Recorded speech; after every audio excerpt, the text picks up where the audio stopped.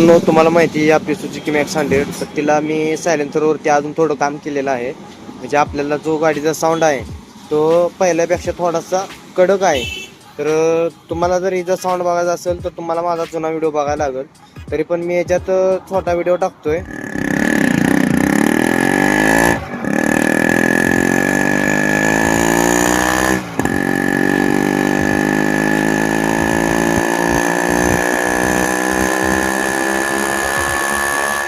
अशा पद्धतीचा हा पहिला साऊंड आहे.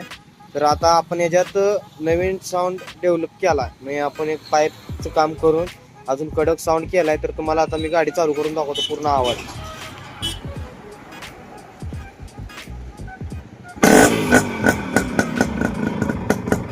तुम्ही आवाज बघू शकता.